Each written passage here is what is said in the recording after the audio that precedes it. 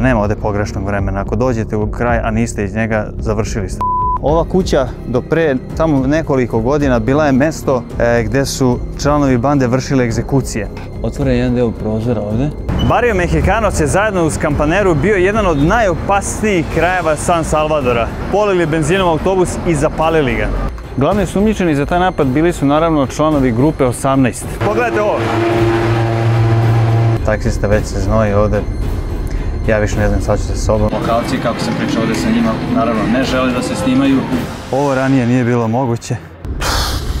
Andrejeve pustolovine pratite na YouTube-u.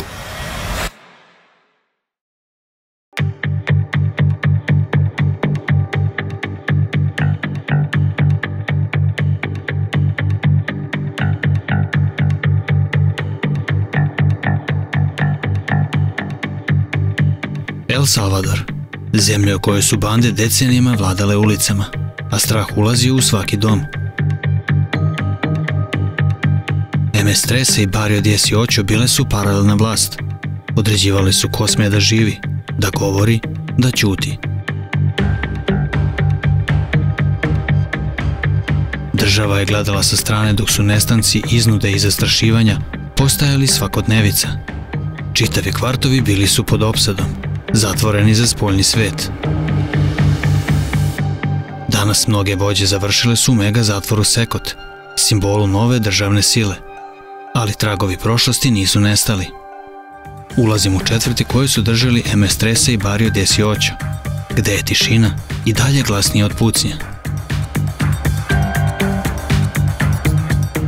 Ovo nije priča o kriminalu. Ovo je priča o onima koji su ostali.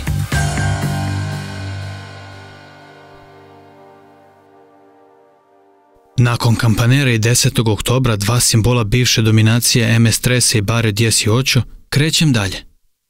Ulazim u delove grada u koje do pre samo 2 godine nije bilo moguće ni kročiti bez ozbiljnih posljedica. Tamo gde je prisustvo kamere značilo direktnu provokaciju, a i sam dolazak neoprostivu grešku. Barrio Mexicanos je zajedno uz Campaneru bio jedan od najopasnijih krajeva San Salvadora. Ovdje nikako niste mogli da prođete ako ne živite ovdje i ako živite morali ste da prolazite pognute glave. Ovdje se 2010. godine desila jedna stravična nesreća. Članovi grupe 18 koja je vladala ovdje u Mexicanosu napravila je zasadu kako bi državi dala jasnu poruku da se uopšte ne šale sa onima što rade i da će po svaku cenu uraditi sve da dođu do svog cilja, a to je da vladaju svojim teritorijom bez obzira što država činila razne korake kako bi ih sprečila u tome. Šta su radili? Njih 10 iz grupe 18, uključujući 2 maloletnika i 1 ženu, zaustavili su autobus tako što su ih zaustavili rafalnom paljbom. Onda su uzeli nekoliko balona sa benzinom, polili benzinom autobus i zapalili ga. Kada je autobus počeo da gori, neki putnici su pokušali da izađu, međutim nisu uspjeli u tome, s obzirom na svi oni koji su pokušali da izađu su bili zaustavljani mecima koji su ovih 10 ispaljivali u njih. Tako da je, dok policija nije došla, 14 ljudi je izgubilo život u tom autobusu, bukvalno je živo spaljeno, a negde oko 13 ili 14 ih je uspjelo da je spašeno nakon što je policija došla i izvukla ih iz autobusa. Bio je to teroristički napad i odgovor bande Barrio 18 na prethodni sukob sa MS-13, čin osvete koji je zauvek obeležio ovaj kraj. Na ovom groblju sahranjeni su svi oni koji su tragično izgubili život te 2010. godine. Glavni osumnjičeni za taj napad bili su naravno članovi grupe 18. I nakon toga desila se jedna vrlo zanimljiva stvar, da je država sve one članove bande 18 koja je već bila u zatvoru ih je na neki način dovela na ovo groblje i svi grobovi koji su bili povezani sa članovima njihove bande koji su preminuli i ostali su uništeni. Dali su im neke maljeve i oni su bukvalno uništavali svaki grob koji bilo kakve veze ima sa tom kriminalnom grupom. Tako da danas ovdje na groblju ne postoji ni jedna osoba koja je bila član te kriminalne grupe, znači da ima obeleženo mesto gde leži. Znači nisu iskopavani, samo su im rušeni grobovi, tako da se uopšte ne zna ko zapravo leži. Ovdje ne postoji nikakav trag. Što jasno govori o tome koliko je to bio jak udarac za sve ljude koji žive tada ovdje i koliko zapravo su zla nanele kriminalne grupe Salvadoru u to vreme. Groblje u Mexicanosu nije samo mesto večnog počinka. To je tiha arhiva nasilja koja je oblikovala ovu zemlju. Ispod njegovih nadgrobnih ploča leže sećanja na godine straha, izgubljene živote i neme priče zajednice koja je predugo živjela u senci bandi. Danas svaka staza između grobova podsjeća na godine kada je ovdje smrt bila pravilo, a život tek prolazna faza između dve pucnjave. U ovom trenutku mnogi članovi bande su i dalje zatvoreni, ali nisu nevidljivi. Vlast ih koristi za društveno koristan rad. Nekada su ovdje dolazili kao pretnja, a danas pod nadzorom naoružane policije.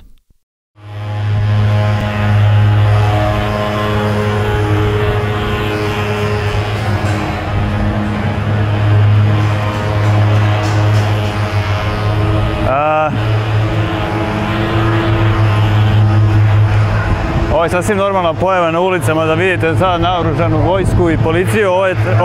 Ovo je vojna policija. Ajde, pređemo ulicu samo.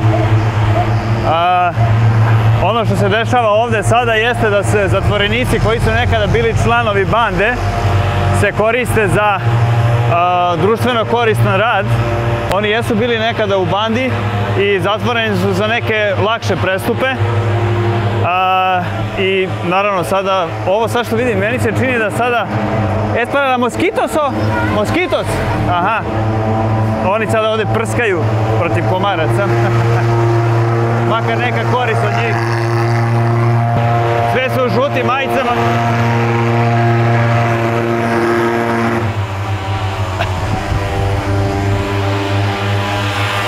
Evo ovdje, da vidim.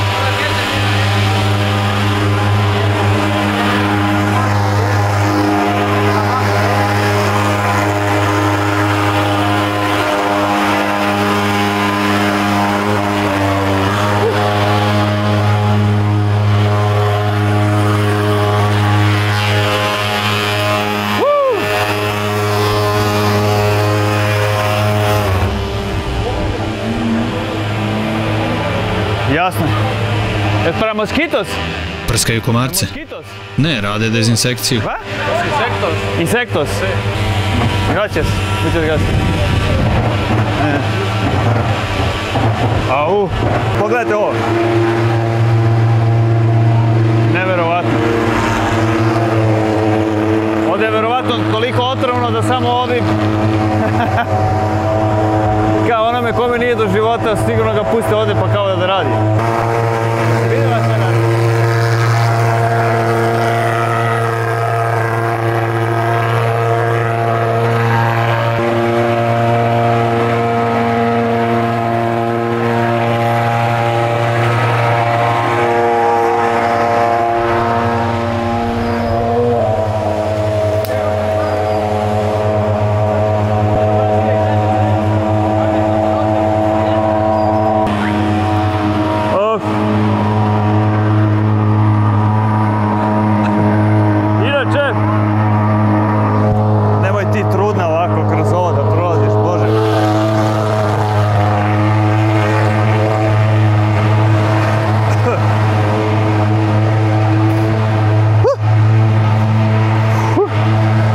Bio sam na raznim deponijama širom sveta, udisao sam svašta, tako da mislim da i ovaj otrov protiv bubašvaba, ovih koji su ovdje ovolika, mi neće biti, valjda mi ništa neće biti od toga. U krajnjem slučaju mogu da se ispovraćam ako ništa drugo.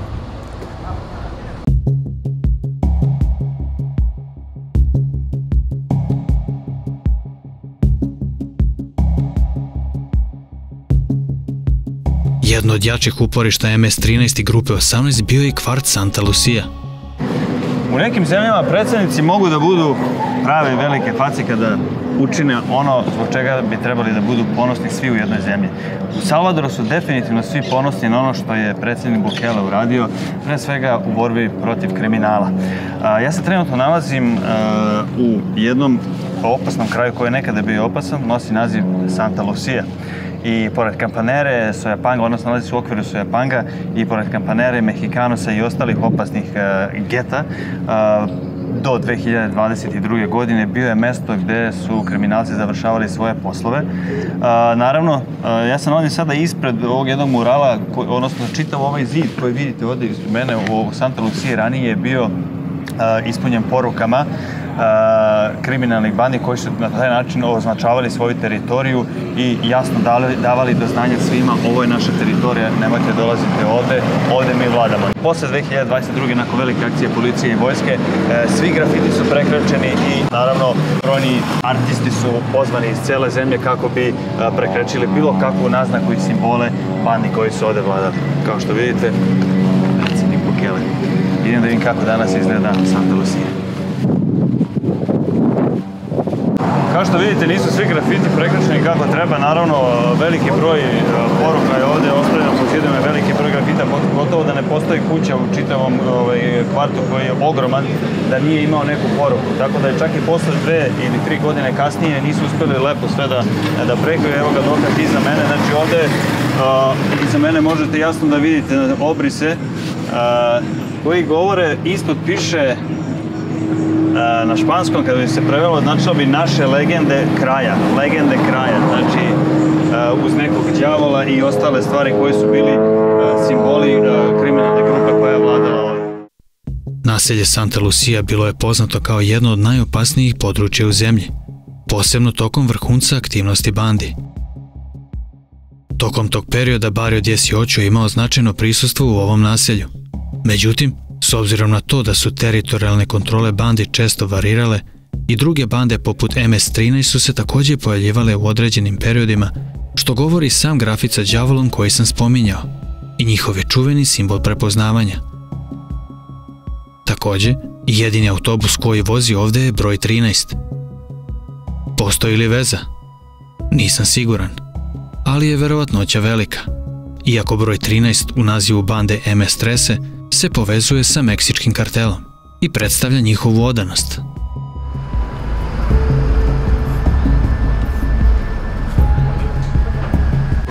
Vidjeli ste naoružanu vojsku koja patrolira ovim krajevima i dalje, bez obzira što je prošlo to vreme, međutim oni i dalje pokušavaju da pronađu one koji su ostali u samom getu. Pravi razlog prisustva naoružanih vojnih patrola u ovim krajevima nije samo održavanje reda, već intenzivna potraga za preostalim članovima bandi, koji se i 2 godine kasnije kriju u senci i pokušavaju da pobegnu iz zemlje. Uprkos masovnim hapšenjima i širokoj kontroli, potraga se nastavlja, jer strah od njihovog povratka još uvek lebdi nad ovim zajednicama. Evo, kao što vidite, ove pronalaze ne razlikuju se mnogo od ostalih krajeva San Salvadora, gdje su vladali kriminalci. Ovo iza mene nije neobičajna pojava ovdje u bilo kom getu u San Salvadoru. Zapravo svaka kuća, svaki objekat ima ovu žicu. Rezultat višedecenijskog života u kriminalu i sa bandama iziskuje da morate se zaštititi na bilo koji način. Tako da bez obzira i što je to sad sve prošlo i što je to sad već godinama, 2-3 godine iza njih, ovo i dalje ostaje kao nešto što simbolizuje na ta vremena koja su bila ranije, a i oni još uvek nisu toliko spremni da krenu napred i da skinu te žice i da veruju da se više to nikada neće vratiti. Bez obzira što je veliki broj kriminalaca zatvoreni lokalci, kako sam pričao ovdje sa njima, naravno ne žele da se snimaju i oni su uplašeni za svoje živote s obzirom da i dalje veruju da postoje neki koji se skrivaju i koji će se možda jednog dana ponovo vratiti ovdje.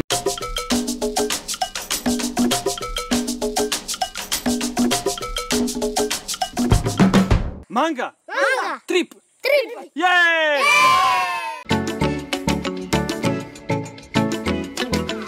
Black and Easy, prava Turska, spremna da putuje. San Salvador ima na desetine krajeva koje su godinama držale bande, pa je nemoguće obići sve za jedan dan. Ali, danas stižem do još jednog od njih. Vista del Lago. Izolovano je i idealno za delovanje kriminalnih grupa.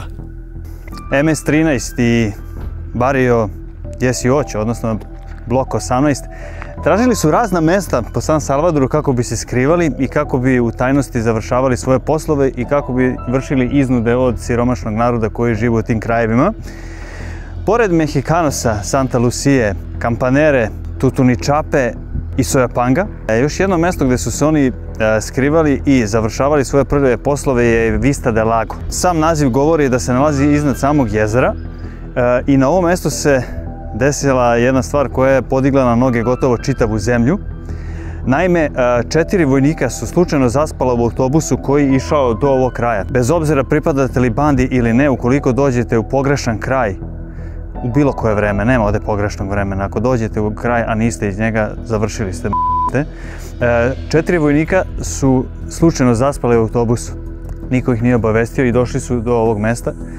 Čim su došli u ovo mesto Vista del Lago, članovi kriminalne grupe su ih uhvatili i doveli ih do ove kuće ovde. Ova kuća do pre samo nekoliko godina bila je mesto gdje su članovi bande vršili egzekucije.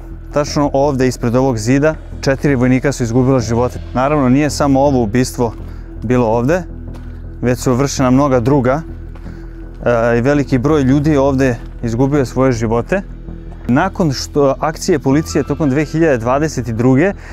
Pokušali su da pronađu nešto unutar samog objekta, s obzirom da se znalo da su ovde radili egzekucije, nisu pronašli ništa. Međutim, uspjeli su da pronađu i identifikuju preko 30 tela koja su se nalazile zakopane oko ove kuće. Što znači da su oni vršili, kažem, samo ovde egzekucije, a oslobađali su se tela tako što su ih zakopavali okolo. Pogledajte kakav je ovde teren. Tako da bukvalno oko celog naselja ono što su pronašli jeste 30-ak ljudi, a sigurno ih ima mnogo više. Naravno ne može da se uđe ovde, ali otvoren je jedan deo prozora ovde, tako da ću uzmem sad kameru pa da vidim.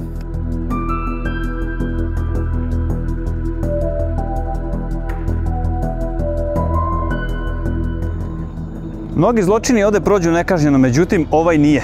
Ubistvo 4 vojnika se debelo plaća. 3 osobe koje su izvršile ubistvo u ovoj kući strave 2022. godine akcijom policije i vojske su uhvaćena i danas se nalaze u Sekotu gde će ostati do kraja života jer su osuđeni na nekoliko doživotnih robija. Danas ova kuća strave, kako su je ranije nazivali, ima potpuno drugu namenu. Malo je preuređena, očišćena i koristi lokalnoj zajednici da se okupljaju vikendom ili kad imaju neki vrlo bitan i značajan događaj za zajednicu. Ali definitivno ostaje kao dokaz da svedoči o vremenima koja se, nadam se, neće ponoviti. Naravno, i sam kraj Vista del Lago dobija potpuno novi izgled nakon 2022. velike akcije. Ljudi su sada srećni, ovo ranije nije bilo moguće. Ljudi su opušteni na ulicama, deca igraju fudbal. Kao što vidite, ovdje je sad sve sređeno. Ovo su sve nove kuće koje su napravljene ovdje.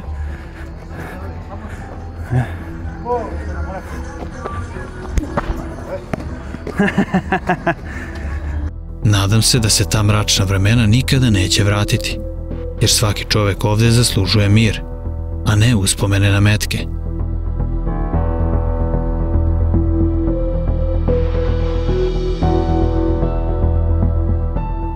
Sigurnost u krajevima poput ovog danas je na veoma visokom nivou. Ali da li je potpuno bezbedno? Ne bih rekao. Svuda je jako prisustvo vojske i policije. Ako primete da negde može doći do problema, tu su da reaguju i zaštite. To sam osjetio dok sam napuštao Vista del Lago, vidjevši iza policijsku pratnju motorima, sve dok nisam izašao iz naselja u bezbednu zonu. Bezbedno jeste, bar na prvi pogled. Ali čim izađete iz Vista del Lago, realnost vas sustigne.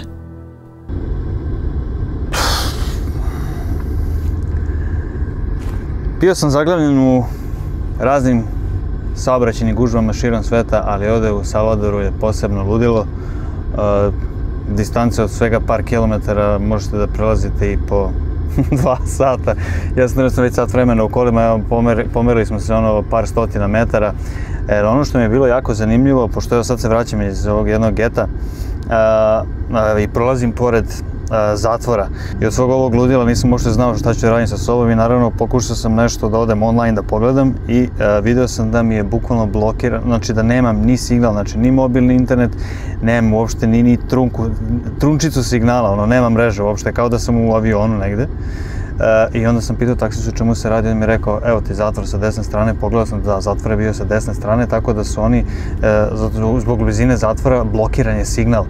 Otprilike u nekom krugu oko kilometra od zatvora blokiran je signal, tako da zatvorenicima ne mogu da dobiju nikakve informacije iz spoljnih sveta, niti da pošalje informacije u spoljni svet, s obzirom da oni tako komuniciraju. Pokušavali su na razne načine da komuniciraju tako što su im donosili mobilne telefone i kartice. I eto, vidite sad koliko daleko ide država u tome da spreči bilo kakav kontakt kriminalaca sa svetom koji verovatno više nikada neće vidjeti, s obzirom da će do kraja života boraviti u zatvoru. A ja imam neki osjećaj kao da sam isto u zatvoru, s obzirom da sam u ovim kolima već neko vreme, taksista već se znoji ovde. Ja više ne znam šta ću sa sobom i nadam se ću makar stići na večeru danas, s obzirom da sam propustio i ručak zbog saobraćaja. Do sad sam obišao i istražio gotovo sve ključne tačke povezane sa najmračnijim periodom u istoriji Salvadora. Ušao u neka od najopasnijih naselja, razgovarao sa ljudima, pratio tragove zla koje je godinama oblikovalo živote ovde. Ostala je još samo jedna stvar. Pokušaj da stignem do ozloglašenog mega zatvora Sekot. Ima mnogo prepreka. Tražio sam dozvole, kontaktirao institucije, ali uprkos svemu što sam uradio, još uvijek nisam dobio konkretan odgovor. Ipak krećem ka njemu. Šta će se desiti, vidjet ćete u posljednjoj epizodi serijala o bandama Salvadora. Máxima seguridad. Y muy moderna. Muy moderno. So no podemos entrar. Pues no creo. Andrejeve pustolovine pratite na YouTubeu.